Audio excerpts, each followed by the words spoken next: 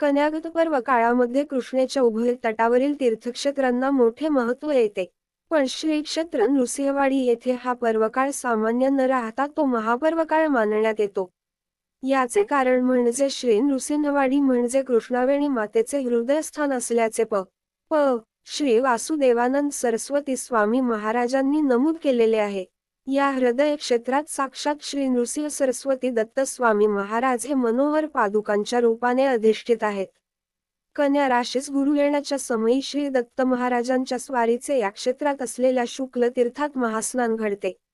या महमंगल घटिकेची 12 वर्षे प्रतीक्षा करणारी पुण्यसलीला गंगा कृष्णेमध्ये प्रवेश करते. महाबळेश्वर येथील कृष्णेच्या उगमकुंडाजवळील कुंडातून गंगेचा प्रवाह सुरू होतो आणि वर्षभर वाहत राहतो. अशा या महापर्व काळात वाडीक्षेत्र कृष्णास्थान, तीर्थविधी, पितृश्राद्ध अशा धर्मकृत्याचे फळ अनंत पटीने मिळते. या पर्वकाळास महाराष्ट्र व कर्नाटकात कन्यागत महापर्वकाळ तर आंध्र प्रदेश, तेलंगणा राज्यात यास कृष्णा पुष्कर असे म्हणतात. कृष्णा नदीचे महात्म्य आणि कन्यागतातील अनुभूती. कृष्णा नदीचे दर्शन अत्यंत नयन मनोहर आणि मंगलदायी आहे. दिवसाच्या प्रत्येक प्रहरामध्ये तिचे स्वरूप खुलत जाते आणि ते अतीव आनंददायी आहे. साधू, संत, ऋषी, मुनी, योगीजन इतकेच नव्हे तर प्रत्यक्ष देवतांनाही कृष्णेचे सान्निध्य म्हणजे मुक्तीचे महाद्वार वाटते. भगवान वेदव्यासांनी, वाल्मिकी, अगस्ती, पराशर, अत्री, भृगु, मरीची ऋषींनी कृष्णा नदीचे हे स्वरूप ओळखले होते. कृष्णेच्या तीरावरील विविध तीर्थक्षेत्रांची अनुभूती त्यांनी घेतली होती. अगदी अर्वाचीन काळातही शंकराचार्य, एकनाथ महाराज, समर्थ रामदास स्वामी, तुकाराम महाराज, वासुदेवानंद सरस्वती स्वामी महाराज, गुळवणी महाराज, श्रीधर स्वामी महाराजी अधिकारी व्यक्तींनी कृष्णा नदीचे महात्म्य जाणले होते. कृष्णा नदीच्या महात्म्यासंबंधीचे वर्णन पद्मपुराण, ब्रह्मपुराण आणि स्कंदपुराणामध्ये सांगितले आहे. पांडवांच्या वनवासाच्या शेवटच्या टप्प्यामध्ये कन्यागत महापर्वकाल सुरू होता. त्यावेळी युधिष्ठिराने कृष्णातीरी सर्व प्रकारचे धार्मिक विधी केले होते. विजयवाड्याजवळ अर्जुनाने भगवान शंकराची उपासना करून दिव्य अस्त्र मिळविले होते. भगवान परशुरामांनी 21 वेळा पृथ्वी निक्षत्रिय केली. त्या पातकापासून त्यांना कृष्णातीरीच मुक्ती मिळाली.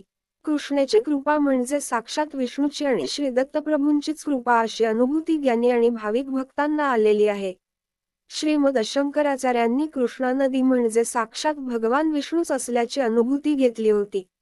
शंख, चक्र, गदा आणि पद्महाती धारण करणारी, पितांबर नेसलेली, कपाळावर कस्तुरी गंध लावलेली, सुहास्य प्रसन्न वदनी अशा कृष्णा नदीमध्ये त्यांना भगवान विष्णूचे दर्शन झाले. प. वासुदेवानंद सरस्वती स्वामींनी कृष्णा नदीचे हे विष्णुरूप जाणले होते. रामदास स्वामींनीही कृष्णावेणी म्हणजे विष्णू आणि शंकर, हरी आणि हर या स्वरूपामध्ये एकताच अनुभविले होते. कृष्णा नदीमध्ये दत्तात्रेयांची त्रिगुणात्मकता व्यापून राहिली आहे.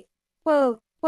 वासुदेवानंद सरस्वती स्वामींनी श्रीकृष्णालहरी या कृष्णा नदीच्या काव्याची रचना करताना पहिल्याच चरणामध्ये कृष्णेच्या दिव्य स्वरूपाचे वर्णन केले आहे. त्यामध्ये 4 बाहू, तेजस्वी कांती, पाण्याने भरलेल्या ढगासारखा सावळा रंग, सुहास्य प्रसन्न असे मुख, नक्षत्रासारखे टपोरे डोळे, कपाळावरील आकर्षक कुंकुमतिलक आणि सर्व प्रकारचा उत्कर्ष साधून देणारी कृष्णा नदी असे तिचे वर्णन केले आहे. तिच्या उगमस्थळी म्हणजे सह्याद्री पर्वतावर महाबळेश्वर क्षेत्र तिचे मुख आहे. नृसिंहवाडी हे तिचे हृदय आहे. कुरवपूर या ठिकाणी तिचे नाभिस्थान आहे आणि जिथे ती सागराला मिळते ते ठिकाण म्हणजे तिचे 2 चरण आहेत. विशेष उल्लेखनीय गोष्ट म्हणजे सागराला मिळताना कृष्णा नदीचे 2 प्रवाह तयार होतात. त्यामध्ये कोरोमंडलचा त्रिभुज प्रदेश आहे. तेथून पुढे ती 2 मुखांनी सागराला मिळते. 2 चरणांची अत्यंत समर्पक उपमा अशा प्रकारे सिद्ध होते.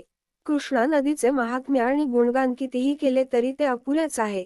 सर्व प्रकारच्या इच्छा, आकांक्षा पूर्ण करणारी, सर्वांचे पालनपोषण करणारी, भोगते आणि मुक्ती प्रदान करणारी, सर्व प्रकारच्या पापांचे आणि संकटांचे हरण करणारी, आरोग्य आणि संपत्ती प्रदान करणारी, सर्व दुःखांचे निवारण करणारी, कलियुगातील एकमेव तारणहार, महापुण्यदायिनी अशा श्रीकृष्णा मातेला वंदन करू. या आणि तिची कृपा आपल्या प्रत्येकावर व्हावी म्हणून शरणागत होऊन तिच्या चरणी लीन होऊ या कन्यागत महापर्वकालामध्ये कृष्णा नदीची अनुभूती विलक्षण आणि अद्भुत असते.